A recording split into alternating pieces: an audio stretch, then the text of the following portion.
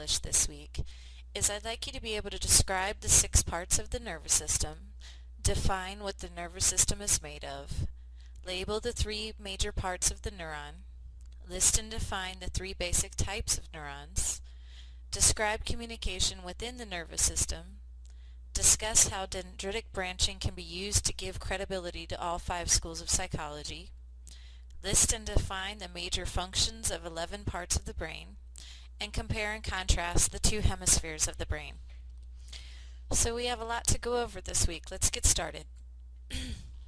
Our first objective was to name and define the 6 parts of the nervous system.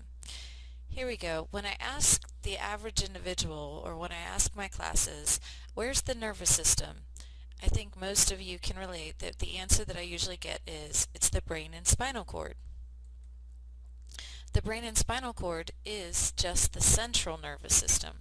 So the way you can remember that it's the central nervous system is, as you can see from the picture up here, is the brain and the spinal cord are in the center of the body. However, all these other nerves that are over here on the sides running down the legs, they are not part of the central nervous system, but yet they're part of the nervous system. They're called the peripheral nervous system. So if you could remember periphery or think of peripheral vision, you know that that's talking about outside vision. So we define the peripheral nervous system as everything outside of the central nervous system as far as nerves go.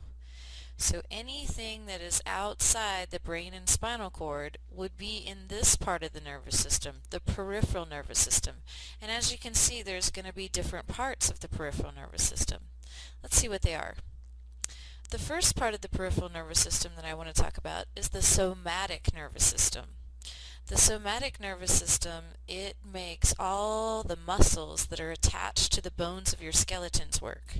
So any muscle that you could flex, like your pectoral muscles or your biceps or your triceps or your quadriceps, those are all somatic nervous system. Those are all, what allows you to flex those muscles is nerves from the somatic nervous system.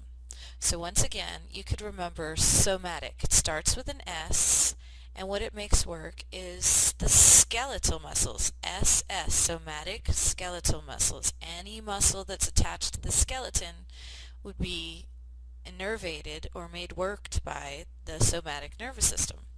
So you say, well, hey, we've got the brain and spinal cord, and we've got all the muscles innervated, so what else is there?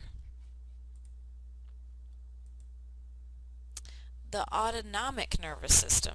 So if I ask you, if I say, what word pops into your head the moment that I say autonomic, a lot of people tell me automatic. And that's a good thing to pop into your head to help you remember this. If you think of what's automatic in my body, that would be like your heart rate and your breathing and your digestion, your bladder. We don't usually think about those things. And what makes your heart beat and what makes your lungs breathe and your stomach digest, the thing that controls that would be the autonomic nervous system. So this is for glands and organs. Now, I already have the autonomic nervous system has 2 branches. They are the sympathetic and the parasympathetic.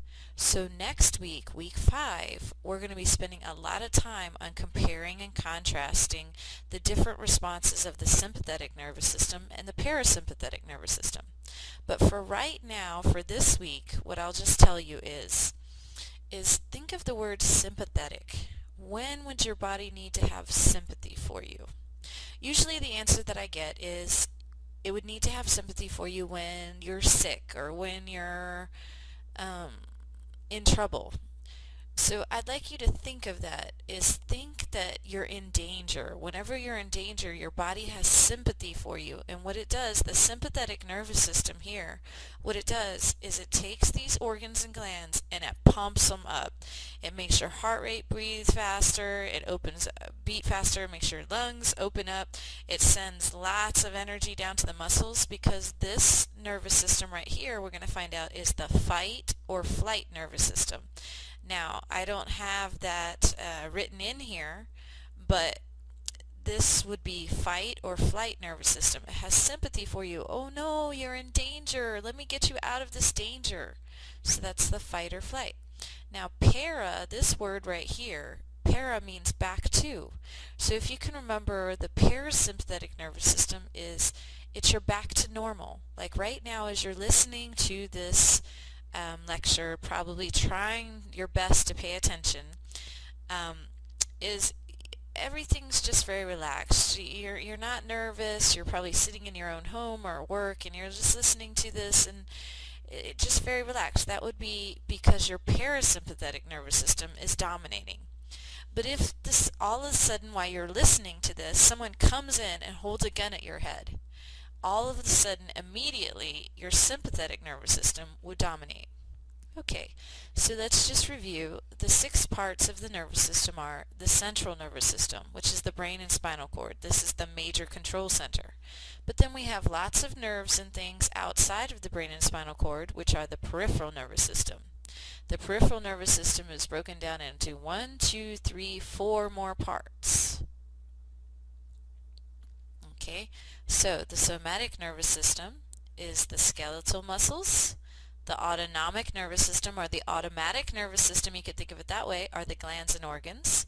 And then the autonomic nervous system is broken down into 2 more parts. One for stress, your fight or flight, and another for when you're just relaxed. Okay, so I believe we've accomplished the first objective. Now let me